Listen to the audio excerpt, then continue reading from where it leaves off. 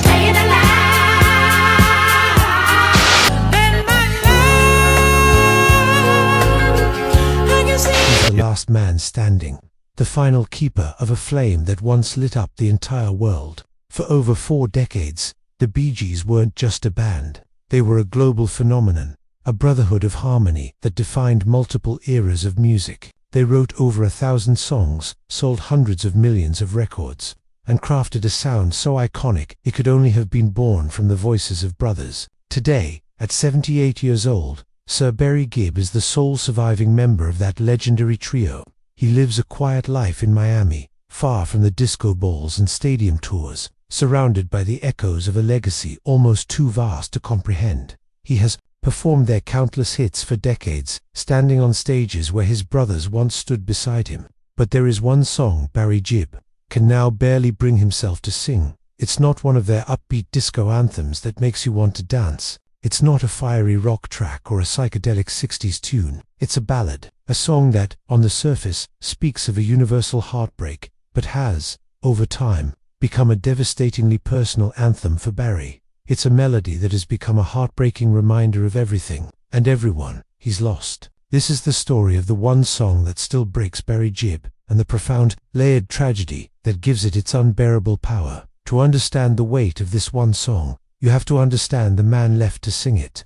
Barry Gibb isn't just a musician. He's a living monument to a history that is both glorious and deeply tragic. The Bee Gees, Barry and his fraternal twin brothers, Robin and Morris, started their journey as children in Manchester, their voices blending in a way that seemed almost supernatural. Their grandfather heard them singing one day, and initially mistook their harmonies for a radio broadcast. That unique, familial sound would become their passport to the world.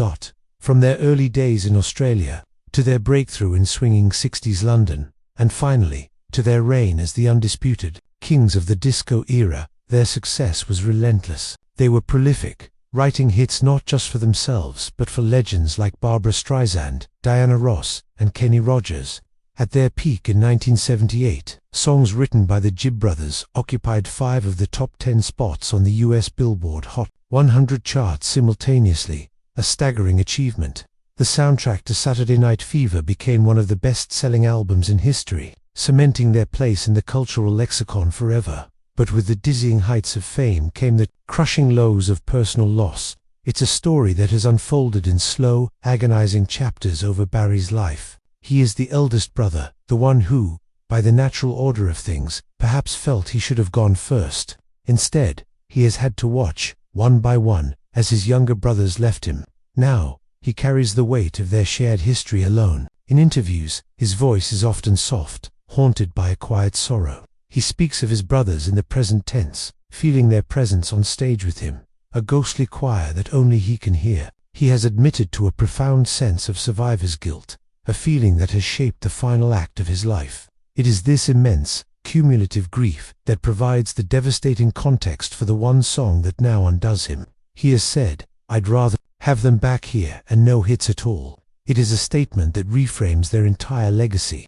The fame, the awards, the endless adoration of fans. He would trade it all for one more moment with his brothers. Before we reveal the one song that has become Barry Gibb's personal elegy, it's worth journeying through the constellation of their other hits, each a star with its own story. The Bee Gees' catalogue is so vast and varied that many songs carry the ghosts of the past. Could it be one of the Disco Inferno tracks, Stayin' Alive, perhaps? The song that became an anthem of survival, its beat famously used to teach CPR, its lyrics a gritty story of navigating a dangerous world. Barry has explained the song was never about a Saturday night party. It was about the struggle to survive. For a man who has survived so much loss, do those lyrics now carry a different, more ironic weight? Or maybe it's tragedy, the pounding, urgent track that seems, in retrospect, chillingly prophetic.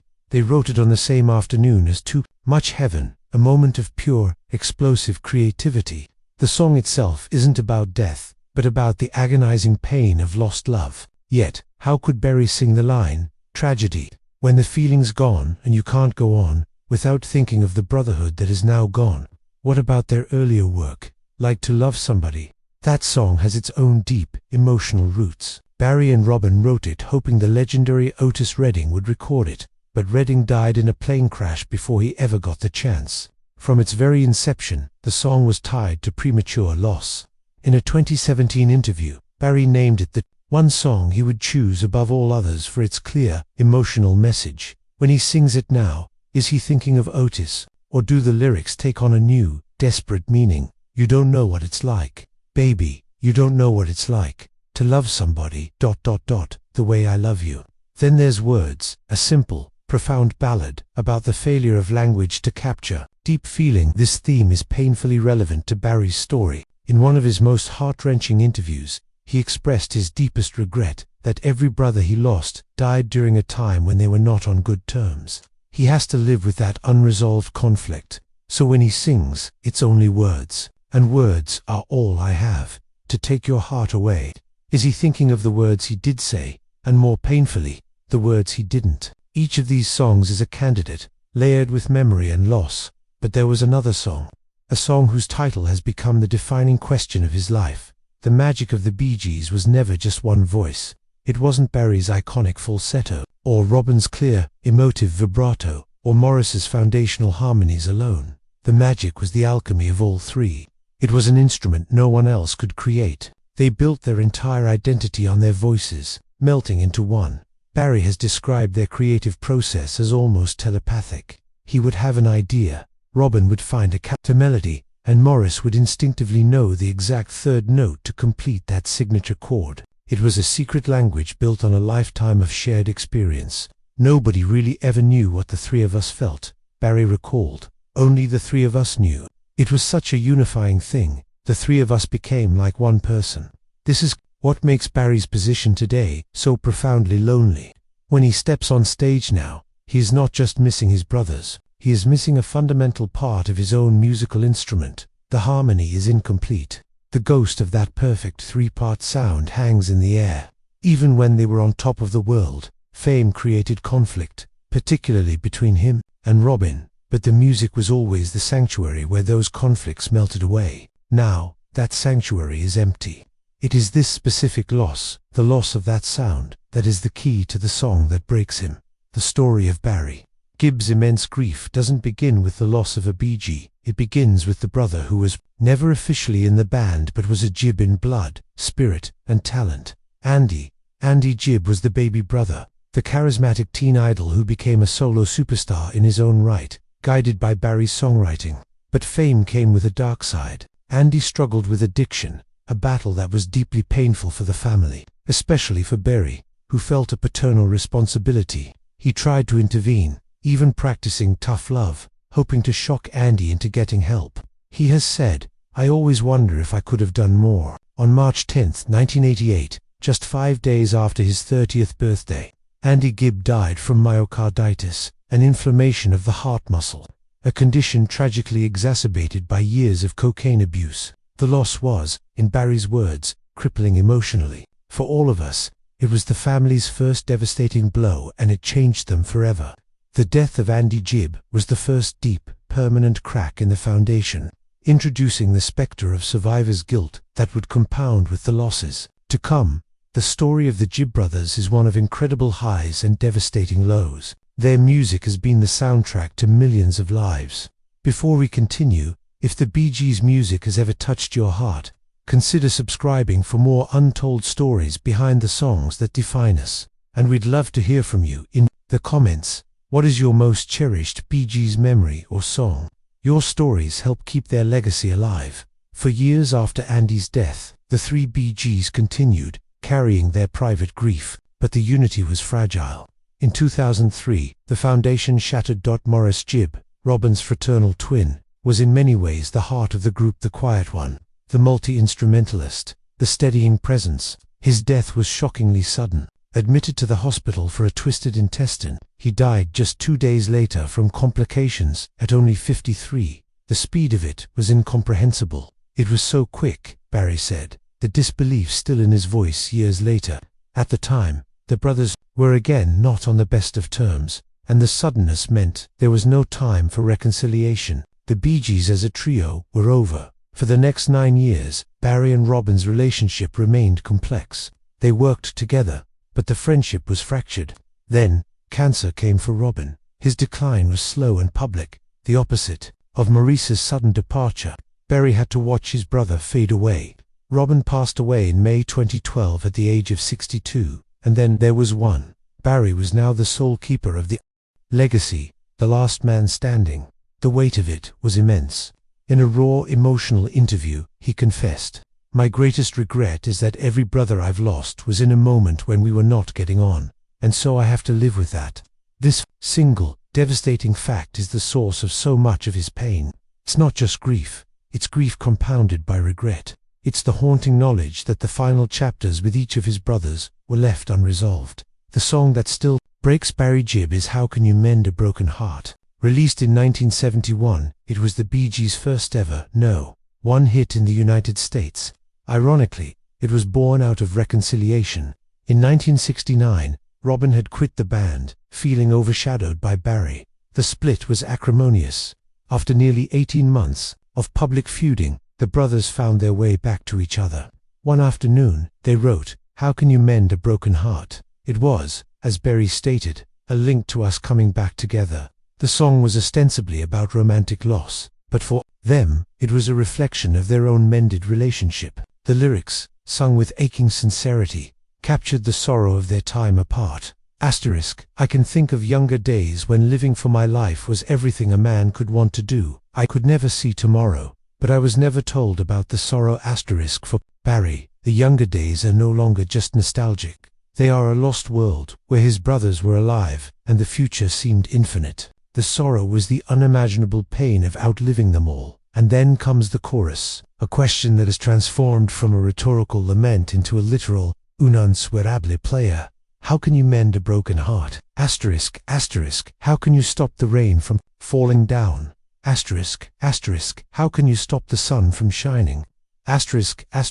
What makes the world go round? For Barry, this is no longer a metaphor. It is the central, agonizing question of his existence. How does he mend a heart broken not once, but 3 times over? How can he stop the torrent of grief? In the 2020 documentary that shares the song's title, Barry's pain is palpable as he struggles to speak about it. The second verse is even more haunting. I can still feel the breeze that rustles through the trees, and misty memories of days gone by, we could never see tomorrow. But we were never told about the sorrow, those misty memories are now of Andy, Maurice, and Robin. When Barry sings this song now, he is alone on stage. He is asking a question to an empty space, a question his brothers are no longer there to help him answer. The song that was once about them coming back together is now the ultimate anthem of their permanent separation. What do you do when the music that brought you so much joy is now the source of your deepest pain? For a time after Robin's death, Barry withdrew completely, but his wife Linda encouraged him to keep going. So, Barry made a choice. He chose to preserve the legacy. The mission is to keep the music alive, regardless of us, regardless of me. I want the music to last, he has stated. This mission has become his driving force. He continues to perform, each concert an emotional tightrope walk. In 2023, he was a recipient of the prestigious Kennedy Center Honors, an award celebrating a lifetime of artistic achievement. On the red carpet, he was reflective, not triumphant, telling reporters, "I'm proud of my brothers and myself. What we all did together. That was something to be proud of." During the tribute, Michael Bublé performed a soulful rendition of "How Can You Mend a Broken Heart?" That brought the weight of the moment into sharp focus. His recent projects are acts of loving remembrance. In 2025, he released a new album, Timeless Harmonies, and embarked on a tour titled The Legacy Lives On. He is also serving as an executive producer on an upcoming Bee Gees biopic, ensuring their complex and beautiful stories told for generations to come. He carries on, not because it is easy, but because it is his duty, as the last one left, to sing the songs and keep the harmony alive, even if it's a harmony that now breaks his own heart. The story of Barry Gibb and How Can You Mend a Broken Heart is a profound testament to how a song can transform, its meaning deepening with the seasons of our lives. What began as a ballad celebrating reunion has become the final, sorrowful anthem of the last surviving brother. Barry's life has been one of unimaginable contrasts, from humble beginnings to stratospheric fame, from the tight-knit circle of brotherhood to the profound solitude of being the last one left. His journey is a meditation on family, fame, grief, and the crushing weight of regret. He has openly spoken of his survivor's guilt, the feeling that he, as the eldest, should have been the first to go. It's a burden he carries with quiet dignity, channeling his pain back into the very music that is its source. His actions speak volumes. His unwavering mission to keep the music alive tells us he understands the Bee Gees' legacy is no longer about him, or even his brothers. It's about the joy, the memories, and the emotion their music has woven into the fabric of countless lives. How Can You Mend a Broken Heart is no longer just a song. It is Barry Gibb's life, distilled into 3 minutes and 58 seconds. It's a question he asks the universe every time he sings it, and in the silence where his brother's harmonies used to be, he finds his answer. You can't. The heart remains broken, but you can learn to live with the pieces. And you can, through a timeless song, let the music live forever.